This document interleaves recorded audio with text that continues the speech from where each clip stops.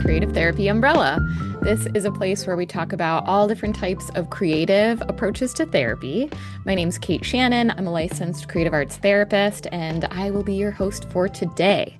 Today's episode is really great, and I decided to split this episode into two parts because I realized the first 30 minutes of this episode are really dense information. So today's episode really is just going to focus on the research behind bringing parents and caregivers in session. There's so much cool research about this, so I hope that you enjoy this episode. Part two, we'll talk about okay, cool. How do we do that? So stay tuned for next week's episode. That's basically the how to. Today is all about the why we should try to be doing that in our sessions and what the research shows. So stick around, come hang out, and let's get creative. Hey, creative therapist. I'm so sorry to interrupt, but I don't want you to miss this. We have 20% off everything in our shop, all of our courses, and our resource library membership. This is only going on until the 17th of July. That'll be at like 10 p.m. Eastern time that sale will end. And I just want to make sure that you know about it. So if you're listening to this, then awesome. Go check us out. The links are in the show notes. You can go check out the courses, everything in our shop. If you are watching on YouTube, I am going to show you what's on sale. So as you can see, we have a bunch of our courses, some of our courses that are upcoming, but the ones that are on sale: Cultivating Creative Resiliency, Play Therapy in Action, Trauma and Attachment in Creative Arts Therapy, and the Resource Library. This is huge. And so if you're seeing this, you're actually going to get to see on the back end, what does this look like? What is the Resource Library anyway? So the Resource Library houses all of the resources we have ever made. This includes not only things like, I'm gonna look at the types of resources. So not only things like visuals, worksheets, intervention ideas, flashcards, bibliotherapy interventions that are specific to books. It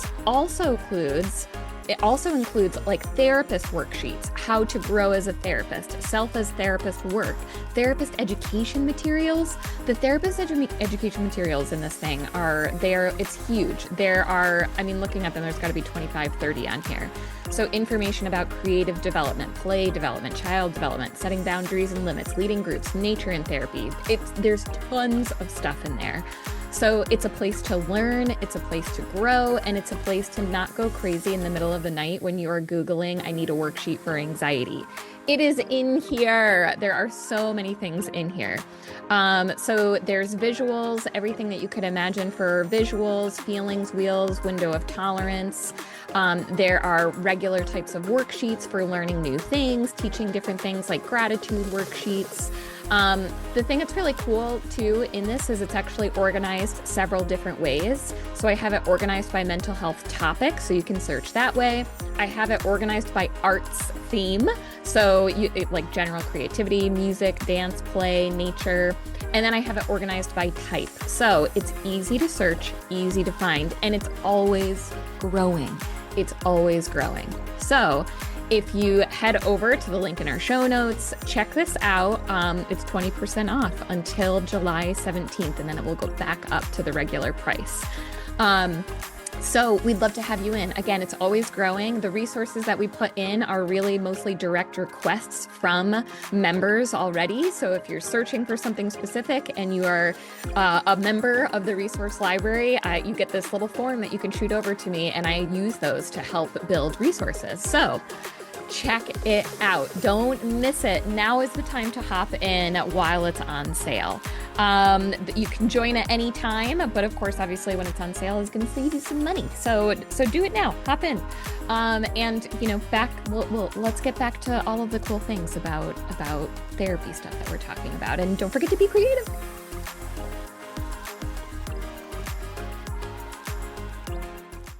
Okay, so we are going to look at parents and caregivers as co-therapists today. Why caregiver engagement is a necessary part of treatment for children. So just as a little background, I've talked a little bit more about this, kind of coming to this realization. not only through lots and lots of supervision, but starting off as a music therapist early in my career, I honestly don't remember getting any education around bringing in parents. Throughout my internship was based in a school system. And then even, learning in my master's degree, I really don't remember a lot beyond taking like a family therapy course, but really the how-tos and the whys parents and caregivers should be included when you are working with children. So eventually got there on my own because I really saw how impactful it was. Becoming a parent has also changed my perspective on this immensely. So there's a lot of things that really kind of led me to this point. But now that I'm here and I see it, I wish that this was out there earlier. Like, I wish I had found this earlier. So I'm hoping that this helps other therapists, other creative therapists, whether you're a music therapist, art, any type of therapist who's working with kids, that gives you some more information about why it's so important, maybe gives you ideas on how to, or if you're already doing it, if there's ideas of streamlining the process or adding more elements to make it more successful. We go through a lot in this. So I might break this up in two episodes because there is a lot of information in this presentation that I'm essentially doing. So let's dive into it a little bit and see where to go. So we're going to talk about the agenda, what we will go through. There's four different kind of areas of focus in this presentation, in this discussion about this topic. We're going to talk about the why, which is really the research. Why is this important? What does research say about this information? We're going to talk about the tips for success, strategies and interventions. How on earth do we do this? So, the why as our foundation, tips on the front end of like, think about these things before you start doing it, or go backwards and think about these things if you're already doing it in case they're helpful. Strategies and interventions. How do we make this happen? And we won't do questions, but if you would like to write in with questions, I would love that. Creative Therapy Umbrella is our handle on Instagram, or Kate@creativetherapyumbrella.com. We'd love to hear questions.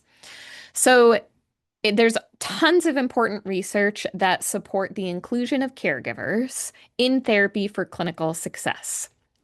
I'm going to go through a bunch of different kind of areas of research, but our first one is caregiver involvement improves clinical outcomes.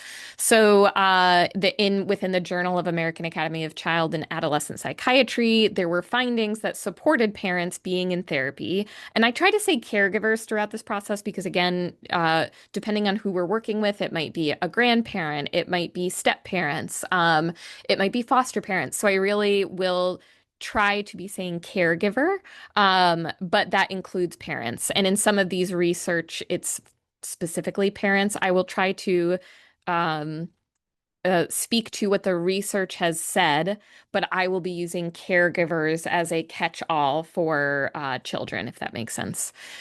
So, in this study, it found that including parents in therapy, particularly in behavioral interventions, significantly improves child outcomes, including reduction in problem behaviors and improvements in emotional regulation. This was a study done in 2003. Additionally, a study on parent management training showed that parental involvement in therapy improves adherence to treatment and is associated with greater long-term success. I feel like this is a big one that I have noticed, is that really making connections with parents, building that strong foundation with parents, whether that is including them in the room or, talking with them on the phone for check-ins or all these different things, really gets parents bought into the therapy on how is this working. And really, for me, I feel like that support is saying, like, how can I support you? What are you seeing at home? Are you seeing any changes in these behaviors? What would you like to see? So, this has been really helpful, I think, for me to really see that the commitment to therapy grows when parents are actively involved as much as possible in whatever way that looks, case by case. It's a case by case, obviously, but in whatever way that that looks. And greater long-term success. Don't we all want that in therapy? Yes.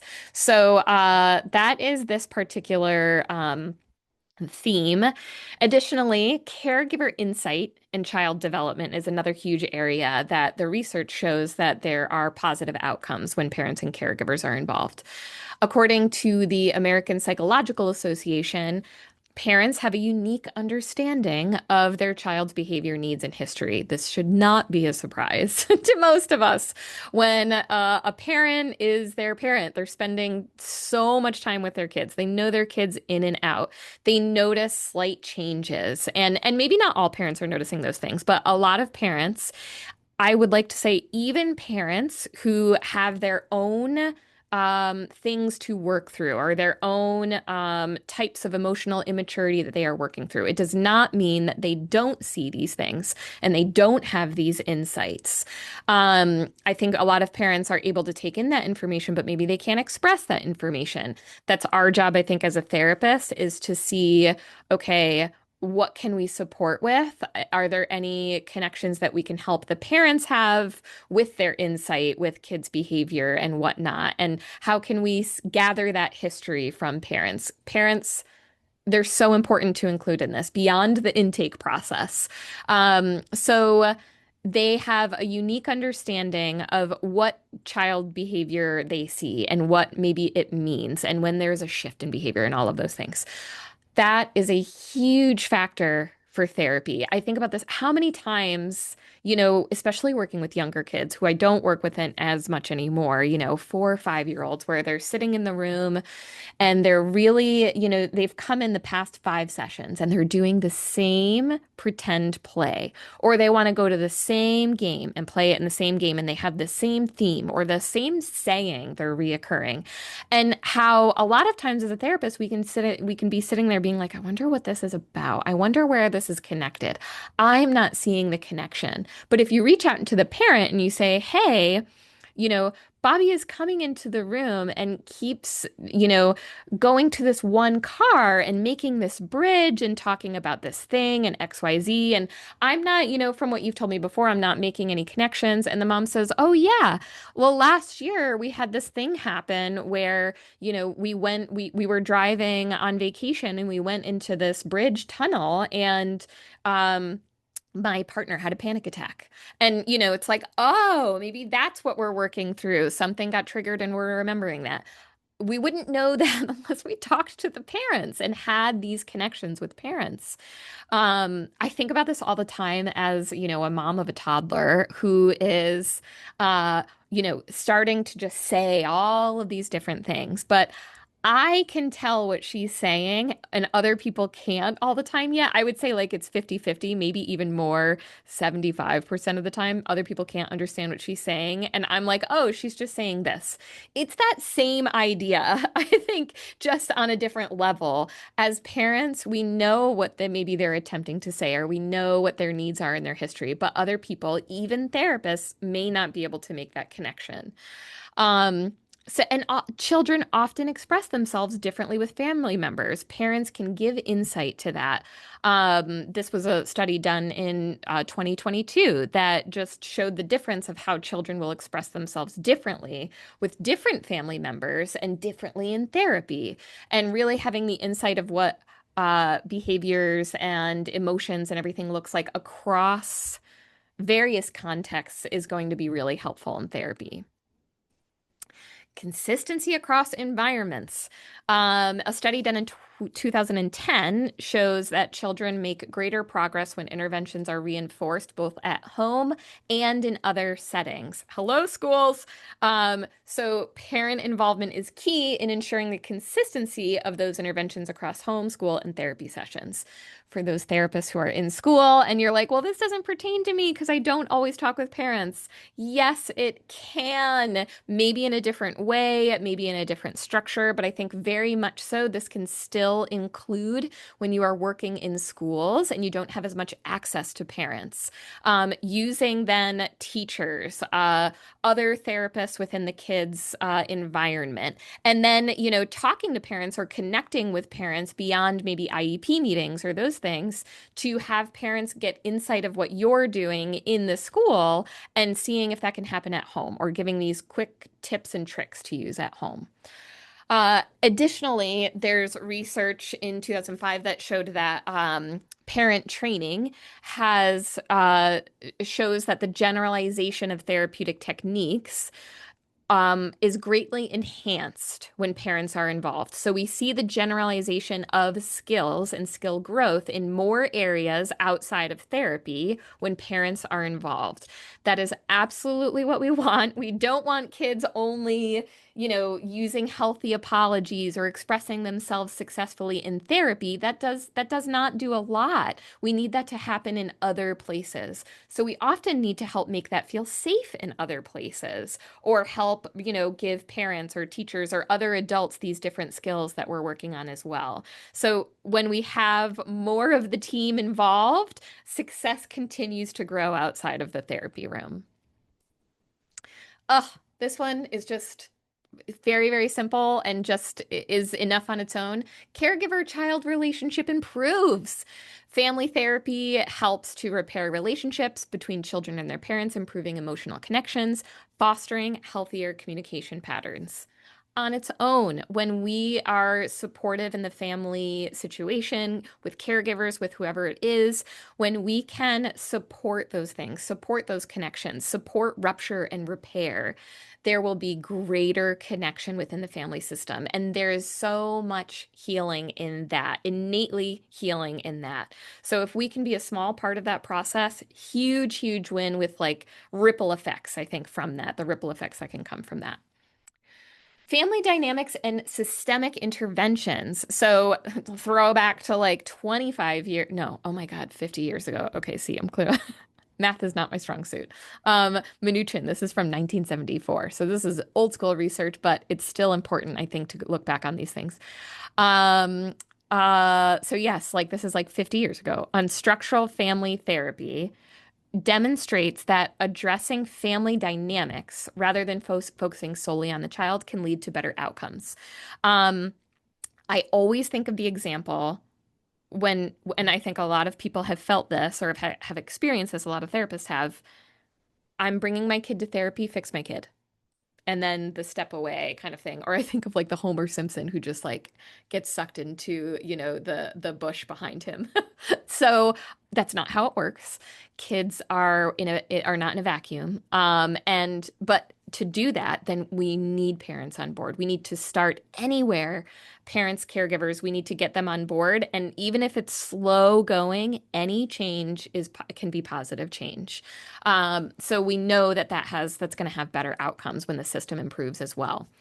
Additionally, I thought this one was really interesting too. This is from 1997, but family-focused interventions have been shown to be effective in treating issues such as ADHD, anxiety, depression, and conduct problems, as they address not only the child, but the systemic factors contributing to the problem. I think systemically, obviously, this is huge. This goes beyond family systems. This goes to community systems. This goes to cultural systems. There's so many different ways that systemic issues impact kids. And not only being, we're talking specifically about parents and caregivers, but as a therapist, to be aware of the systems that are impacting and contributing to ADHD, anxiety, depression, conduct, all of those different things. We really need to have that awareness beyond the intake process, beyond just seeing it and saying, yes, poverty, this may perpetuate some issues. And then 2 months later, not be holding that in our mind, how that could be affecting something that we're working on. These things have significant impacts. Racial trauma, this is another huge one. Anything like this that we have to be thinking of. I think about this right now in what's happening currently in our environment. Thinking of all of these changes to the changes that may be coming to healthcare for trans youth, how this is going to impact anxiety, depression, all of these different things. We have to be aware of the systemic issues and what they are going to do and how they are going to cause greater issue and how we need to bring those into our case conceptualization of what we are working on. People don't live in a vacuum. We live in systems. So, really looking at that systems approach and what interventions can we bring in within our scope of practice, of course, but what can we do to bring in to look at that holistically at all times beyond, again, beyond assessment. Welcome to Choose Your Own Adventure, a day in the life of a therapist. You're a therapist heading into the office at 9 a.m. You open the door, fire up your coffee, and are immediately met with your first decision of the day. Option A.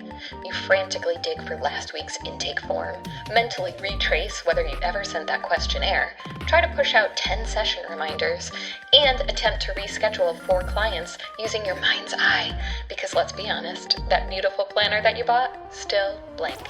Or option B. You open your laptop, sip your delicious coffee, and see everything lined up like a dream. Intakes, done. Reminders, sent. Notes, teed up. And your crisp, clean calendar, just begging to be gently rescheduled, not wrestled with. If you choose B, you're using simple practice. If you choose A, we love you and you deserve better. Make the switch, your future self will high-five you right after they finish their notes on time. Simple practice, your day simplified. Simple Practice is offering a 7-day free trial, then 70% off for 4 months, plus a free 30 days of AI Note Taker. That's right, if you sign up in the month of July, you'll get a 7-day free trial, then 70% off for 4 months, plus a free 30 days of AI Note Taker. Sign up today at the link in our show notes or head to creativetherapyumbrella.com/simplepractice. Again, you can check this out in our show notes or head to creativetherapyumbrella.com/simplepractice. Caregiver support and education. I love this one. There was a meta-analysis of a program called the Triple P program, Positive Parenting Program, that emphasizes the importance of equipping parents with strategies to support their child's mental health and well-being. Research on the programs indicate that they led to improvements in both child behavior and parental confidence. As a parent, there's so many times I'm a parent who has a ton of information about child development and what I quote unquote should be doing. And there are still times where I'm like, oh my God, what do I do? What do I do? Am I doing the right thing? I have no idea. Parent confidence in, nope, okay, this is hard, but I know that I'm doing the right thing. I'm validating this emotion. It's uncomfortable to sit with it, XYZ. That goes so far for helping emotional regulation. If we have confidence in what we're doing, huge. And there are so many parents that just don't have this information. It wasn't taught to them. It wasn't modeled to them. They have not received it. So if we can be a small part of that change, that's huge. Additionally, in 2013, there was research that showed that parents who are educated about mental health issues and given tools to support their children can reduce feelings of helplessness and stress. Helplessness and stress. Oh my God, toddler stage helplessness and stress when you have a kid just saying no to everything is like, if you had a little bit less of that, it could go a really, really long way. So again, so much that we can do to offer parents and caregivers in the therapy space. So we're going to take a quick break here and we're going to talk about tips when we return.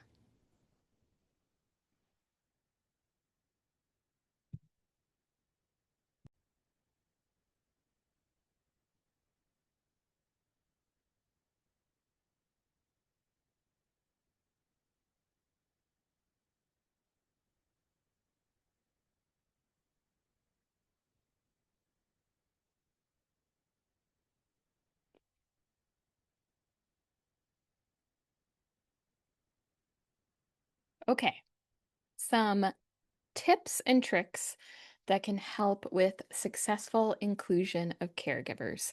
These are just a few things that have helped me along my journey, thoughts and experiences I've collected or been given as support as well from other people. So these are just a few things that I've found that have been really helpful in my practice. So hopefully some of these will help or enhance what you're already doing.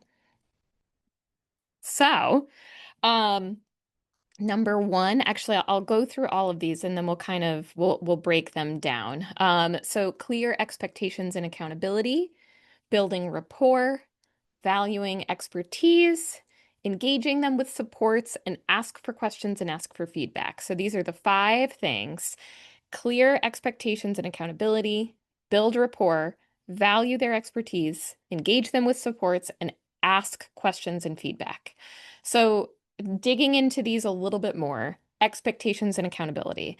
Um, the way that this looks, or this is how I do this in therapy, that when I work with parents, well, I'll get into that.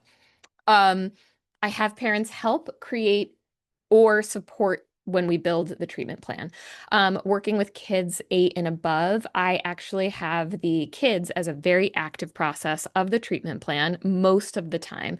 Sometimes clinically it's not the best choice, but 99% of the time I'm trying to get client buy-in and asking them what they would like to get out of therapy. I have these flashcards that, offer all these different goals that I'll have them sort and go through on what they would like to work on. Um, as a side note, those flashcards and actually like this presentation, this PowerPoint download, all of this stuff is included in the in my community, the resource library, as well as the umbrella membership. So if you're ever interested in like, oh my God, I want all of these supports, where are all these visuals? That is where they live. So I'll link that stuff in the show notes if that's something that you're interested in. But kids being a really big part of the treatment plan, but in parents also, having parents sign off on that stuff, talking with parents if you can. Again, I know if you're in schools, this isn't always super, super doable with some of the stuff, but trying to encourage engagement in that way. I ask parents to match the child's effort. They are asking their child to come into a room with an adult they don't know to talk about things that are really hard to talk about. That's a lot. That's real. I mean, if you've ever been to therapy, which I hope that you have if you're a therapist, of like, man, it's hard to be in the hot seat, you know? And so I ask parents, like, we're asking a lot of the kid. I'm going to ask for some work from you too. And this isn't to say that parents are to blame or caregivers are to blame about anything, but I am going to ask them to maybe sit with some discomfort or try some new skills or practice some things outside of session. Uh, Caregiver homework for skill development. This is one of my favorites. I talked about this in the other episode about apologies and having parents come in. I love giving homework to caregivers, and a lot of times, especially with the tweens, I'll be like, so how do you feel about me giving your parents some homework? And they're like, yeah. Like really into it. And then I'll ask them the next time, so how's your parent doing on their homework? And they're like, not good. Let's get them in trouble. And then I'm like, oh, really? And they're like, well, no, they're doing okay. And I'm like, okay. So it can be really, really fun and engaging and get even more buy-in from kids, having the parents involved and accountable for certain things too. So love doing that. And additionally, if I can, I will almost always have in-session participation of parent and caregivers at some point, even for small things.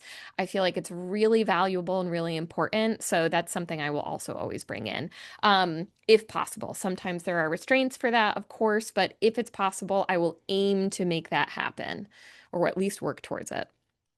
So, some questions I often ask caregivers. These are actually a lot that are in my intake form. What are your child's strengths? What are your strengths as a family? How do you feel about these interventions or these approaches? Are you comfortable with parent homework and ideas to try at home? Are you comfortable coming into session? If not, how can we work towards that? Can we make that a goal to grow your comfortability with that idea? What would you feel like you could use support with? I actually, right from the get-go of any consultation call, because I offer free consultation calls for parents when I work with kids. I say a lot of this stuff right from the get-go of like, okay, well, a big part of my work, this is also all over my website, my private practice website. When I work with kids, I really like to involve parents. So are you okay with that? So if you're not okay with it and if you don't want to work towards that, then I am not the therapist for you because it's something I really feel strongly with. So that's something that I start off with right from the get-go as well, even in those like consultation calls. So, beyond some of those questions, let me see here. So, I've got strategies and interventions. Before I do that, I'm going to go back to these 5 tips for success. Um, Clear expectations and accountability. I also have a lot of this information in my intake paperwork. So, my there's like oh my gosh, why can't I think of the names of all of that paperwork? All of those 9 pieces of paperwork. Um, there is a intake form that's a questionnaire that's, an assessment questionnaire. Tell me about your strengths, what are the struggles, all of that information. But also in my consent form, there it is. In the consent form, I will also lay out all of these things about working with parents and kids. The differences of confidentiality when you're working with teens and tweens, protecting their confidentiality. But of course, if there's something that actually is concerning, I will bring that up. I expect parent involvement. If that changes, what that might look like, we might have to end our treatment because it's not within, it's not a supportive environment, XYZ. I have all of that stuff laid out in my intake paperwork. So not only do I say it up front in the initial consultation calls, it will be in my intake paperwork. And I start right off the bat with like a long parent intake and immediately scheduling when can we have you come in or when can we check in for a parent check-in after our first few sessions. Valuing their expertise, again, like the research said, this is so important, listening to parents and taking in what they're saying. Engaging them with supports in any way possible, any type of supports, even if that's completely outside, if they're struggling, if they're a parent and they're coming into session, they're like, listen, I have a parent who I'm a part-time caregiver for who has dementia. Finding a way, maybe I can connect them with a community support or a support group or something like that. Even if that's not something that's coming into session, supporting them as a parent will impact the client, our child client. So engaging with supports where you can when it's appropriate if you have access to that stuff. And of course, engaging with more direct supports in session. But asking for questions and asking for feedback. The asking for feedback I always do after like a shared intervention, again, to reference the HEAR apology, the HEAR apology. I'll ask parents, how did that go? Sometimes I'll save that for the parent solo session when it's just me and parent and be like, how was that experience for you? What was that like to like share that on the spot improv moment in the session? How did you feel? Was there anything that was really uncomfortable? So I'll ask, trying to get that feedback from them in that as well. Okay, I hope you enjoyed this episode. I know this is a lot of information and research and just like an info dump about bringing parents and caregivers into the therapy room or that idea of bringing therapists and caregivers in as co-therapists, which I don't think I mentioned in this episode, but I heard that terminology when I took a playful EMDR training with Annie Monaco and Anne Beckley Forrest. That was amazing. And so that's where I remember that term from, if anybody's curious. So, an amazing, great training. But anyway, stick around for next week for part 2, where we will dive all into more tips and strategies on how do we actually do this? What are some easy ways to start doing this if you haven't done it already, or to expand maybe what you're already doing? So yeah, stick around and of course, be creative.